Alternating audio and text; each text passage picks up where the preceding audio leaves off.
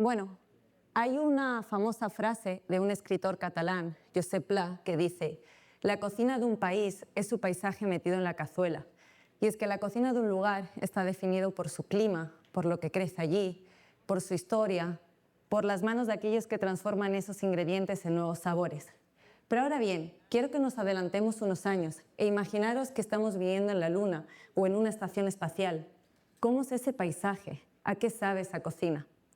Cuando pensamos en el espacio, normalmente pensamos en astronautas, en cohetes, en estrellas, trajes blancos, pero pocas veces pensamos en algo tan importante y tan cotidiano como la comida.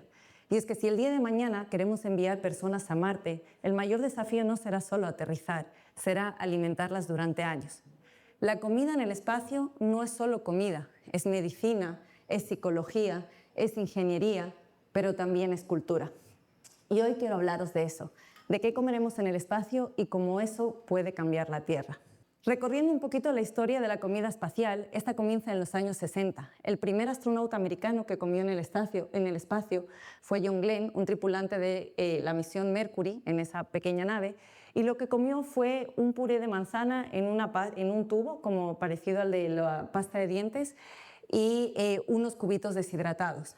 Como imaginaréis, esto no tuvo gran aceptación y por suerte para los tripulantes de la posterior misión Gemini, estos tubos flexibles se descontinuaron y se cambiaron por alimentos liofilizados que permitían llevar mucho menos peso y además introducir ya opciones un poquito más interesantes como por ejemplo un cóctel de gambas liofilizado o un pollo con verduras. Posteriormente, con la misión Apolo, se introdujo otra gran mejora en cuanto a comodidad de los tripulantes se refiere, y es agua caliente. Fueron los primeros que pudieron levantarse y tomar un café o un té.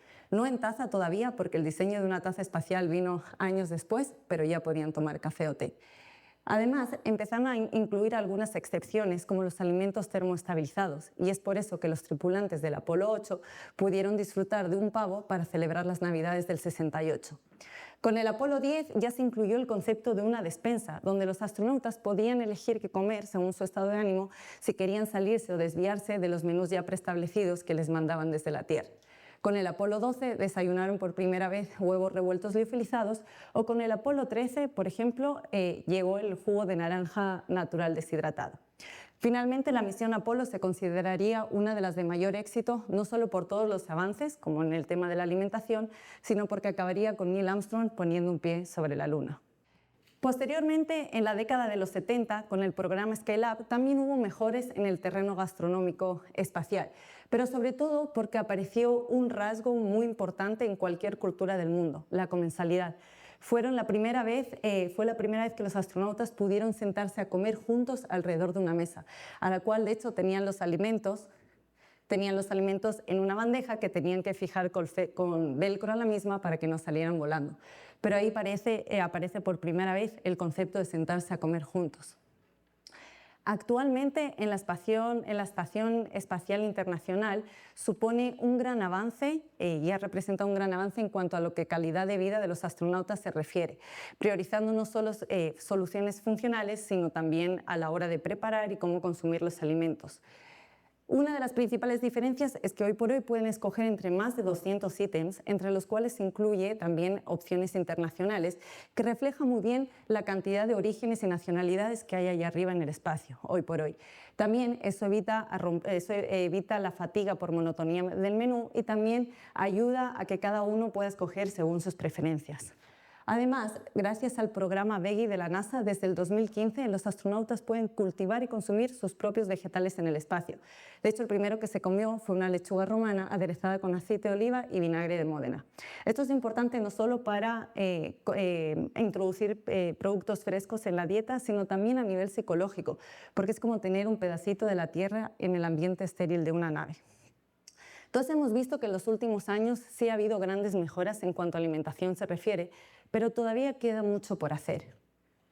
Cuando hablamos de diseñar alimentos, y sobre todo para el espacio, a mí me gusta utilizar una analogía y es ver el alimento como un contenedor de nutrientes, un contenedor de placer y un contenedor de cultura. Está claro que el humano necesitamos ingerir nutrientes para poder vivir en nuestro entorno, pero cuando hablamos de las condiciones extremas del espacio, este entorno cambia. Y es sobre todo debido a tres factores principales. El primero, y el que seguramente todos estéis pensando en la cabeza, es la ausencia de gravedad. Y es que el humano está adaptado a la gravedad. Podemos vivir en diferentes climas, a diferentes alturas, con diferentes dietas, pero la gravedad siempre es una constante. Y es que nuestro cuerpo necesita la gravedad para cumplir ciertas funciones vitales. Por ejemplo, necesitamos gravedad para generar impacto y poder generar nuevas células óseas. O necesitamos gravedad para que unas pesas de gimnasio puedan cumplir su cometido y ayudarnos a generar músculo. Por otro lado, la segunda principal diferencia, y que ya se ha hablado antes, es la radiación cósmica, ya que en el espacio exterior no contamos con la barrera de la atmósfera o el campo magnético terrestre.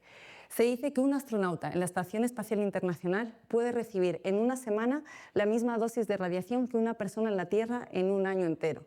Y, spoiler, eso no da superpoderes como pasaba en Los Cuatro Fantásticos, sino que más bien puede acelerar la aparición de ciertas enfermedades. Y por último, el tercer factor es el cambio tan drástico que hay de cambio de estilo de vida, del ambiente, del día, de la noche. Es por eso que los astronautas que hoy por hoy están mandando al espacio no solo tienen que estar hiperpreparados y entrenados para subir allá arriba, sino que además tienen que contar con unas condiciones genéticas específicas. Y en este contexto, la nutrición es clave, no solo asegurando nutrientes como proteínas, calcio o antioxidantes, sino también tiene que estar ultra personalizada. Pero también, como decía, los alimentos no son solo nutrientes, también es un contenedor de estímulos sensoriales, es un contenedor de placer. Al final, el placer es un motor por el que los humanos tomamos decisiones y la elección de comer o no no es ajena a ella, ¿verdad? Se dice que después de los 3 primeros vuelos del Apolo, las quejas de los astronautas sobre la comida era tanta que consiguieron que el jefe del centro espacial se alimentase de esa comida durante 4 días. Después del primer día ya tenía mucho menos apetito y para el tercero ya era un total fastidio comer. Entonces estaba claro que para estimular a los astronautas a que coman y se cuidan en el espacio era importante que la comida estuviera rica, pero es que aquí las condiciones y las reglas del juego también cambian. Los astronautas comparan comer en el espacio con comer estando resfriado. Dicen que la comida es mucho menos sabrosa. Los estudios indican que esto es debido a que, como no hay gravedad, también se recolocan, se redistribuyen los fluidos internos de nuestro cuerpo y sobre todo afecta a la capacidad olfativa. ¿Quién no? El aroma de por sí es un potente motor de apetito aquí en la Tierra, ¿verdad? ¿Quién no ha pasado por una panadería donde están horneando pan, hueles a pan recién hecho y te apetece comer uno? Pero es que los olores no se transmiten bien en el espacio y además algunos de ellos pueden cambiar, como el olor a almendra o el olor a vainilla. Entonces necesitamos, para diseñar comida para el espacio, adaptar estos olores, adaptar estos sabores, intensificarlos y además jugar con otras sensaciones como el picante, que es uno de los sabores favoritos en el espacio. Otra de las cosas que tienen los astronautas muy preciadas es el bonus food, que es ese pequeño porcentaje de alimentos que les dejan elegir a ellos desde la Tierra. Normalmente estos alimentos son recetas familiares tradicionales, liofilizadas, pueden ser su golosina favorita como M&M's o incluso su marca de ramen preferida que suben al espacio. Y otra de las cosas en las que coinciden los astronautas que más echan de menos es la fruta fresca, productos frescos, pero sobre todo la fruta. Y es interesante porque es algo que damos muy por hecho aquí en la Tierra, cuando en el espacio el día de mañana puede ser un verdadero lujo comerse una manzana. De hecho, hacen misiones de abastecimiento a la Estación Espacial Internacional cada unos 3-4 meses precisamente para llevar este tipo de productos. Y por último, pero no menos importante, la comida también es un contenedor de cultura, de valores. Nos conecta con personas, nos conecta con momentos, ¿verdad? Es muy interesante porque estaba escuchando una entrevista a la NASA hace unos días donde preguntaban que si para los viajes a Marte estaban trabajando en pastillas o en bebidas energéticas ultraconcentradas. Y la respuesta que dio la persona responsable me pareció genial. Y ella decía, imaginaos que habéis tenido un día duro en el trabajo. Llegáis a casa y queréis desconectar. Seguramente lo que te apetezca sea cenar con tu familia o ir a tomar algo con tus amigos, no encerrarte en un cuarto a tomar una pastilla, ¿verdad? Y es que los seres humanos somos seres sociales inherentemente, racionales sí, pero también somos seres sociables. Otro proyecto en el que participé cuando estaba trabajando en el Celler de Can Roca, el que fue en su día el mejor restaurante del mundo, consistió en desarrollar un postre para astronautas de la Agencia Espacial Europea. Para ello les preguntamos qué eran de las cosas que más echaban de menos de la Tierra, no especialmente comida, sino en general qué era de las cosas que más echaban de menos. Y la respuesta fue algo tan terrícola como caminar por el bosque y el olor a tierra mojada cuando empieza a llover, esos detalles. Y es chévere porque la comida puede ser un vehículo increíble para transportarnos y conectar con ese tipo de emociones. Por último, pero no menos importante, la comida también es un transmisor de felicidad, de diversión. En palabras de Rubio, que fue uno de los astronautas que más tiempo pasó en el espacio, más de un año, decía: jugar con la comida es uno de los pequeños privilegios que tenemos ahí arriba. Por tanto, es muy importante no solo el que comen los astronautas, sino cómo lo comen, y sobre todo para mantener la moral del equipo.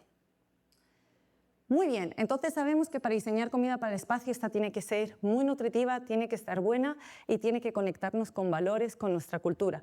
Pero también tiene que superar una serie de retos logísticos. En primer lugar, el peso y el volumen, que son factores críticos para cualquier cosa que se lleve al espacio. Teniendo en cuenta que hoy por hoy casi toda la comida se lleva desde la Tierra, es muy importante que esta esté muy bien optimizada. En segundo lugar, la seguridad y durabilidad de estos alimentos. Hoy por hoy toda la comida que se lleva al espacio tiene que ser estable durante unos 2 o 3 años mínimo y poderse conservar bien. Y para Marte se están trabajando en comida que dure entre 5 y 7 años como mínimo. Pensad que una intoxicación en el espacio puede ser mucho más grave que aquí en la Tierra. El sistema inmune se va alterado y además no tenemos hospitales cercanos. En tercer lugar, esta comida tiene que ser estable. Los astronautas no son los únicos sometidos a niveles altos de radiación, sino que la comida también. Y eso puede hacer que baje rápidamente la concentración de ciertos micronutrientes como la vitamina C o la vitamina B. Por eso el tipo de packaging que se utilice para enviar alimentos arriba también es muy importante. Y por último, pero también es clave tenerlo en consideración, el tema de que la comida en el espacio no puede soltar migas. Es interesante porque la NASA estuvo investigando mucho tiempo en cómo desarrollar un pan que no generase migas, cuando un astronauta mexicano, Neri Vela, decidió pedir como su bonus food tortillas mexicanas a base de maíz. Y se dieron cuenta que esa era la solución perfecta para poder comer con otros alimentos y que no soltase migas.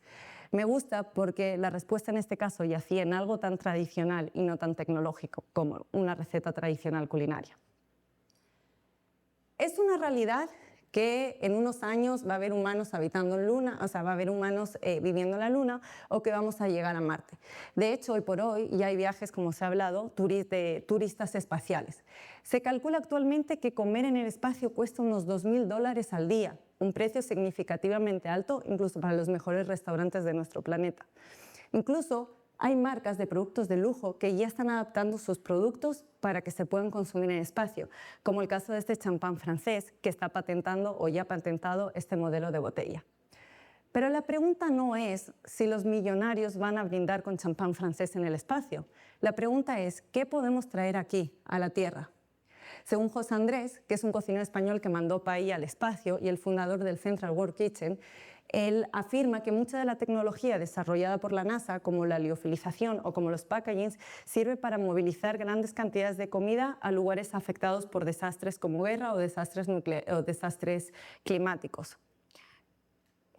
Por otro lado, el científico que desarrolló el modelo matemático con el que se calcula la pérdida ósea de los astronautas en el espacio, hoy por hoy está trabajando en modelos de inteligencia artificial para mejorar la comida de hospitales, de deportistas de élite o incluso de restaurantes. Y de hecho, programas como el Artemis o los futuros planes marcianos nos obligan a pensar ya no solo en comida, sino en sistemas alimentarios, que estarán basados en sistemas hidropónicos, en la generación de proteínas de alta eficiencia, como a partir de micelio o a partir de algas, el hecho de fermentar ya comida en el espacio. De hecho, el año pasado, en 2025, se fermentó el primer alimento hecho 100% en el espacio, que era un miso, con muy buenos resultados, pero eso sí, diferencias a nivel de sabor con su homólogo hecho aquí en la Tierra. O, por ejemplo, alimentos impresos en 3D. Está claro que el futuro de la exploración espacial va a traer consigo nuevas innovaciones en muchísimos campos, en el de la preparación y consumo de alimentos también, pero es imprescindible que este futuro pase también por generar ambientes más hospitalarios y más amables con las personas. El espacio nos obliga a pensar en sistemas cerrados, en eficiencia radical, en colaboración, en resiliencia, en desperdicio cero. Tal vez la Tierra necesita que pensemos más así sin la necesidad de irnos. Muchas gracias.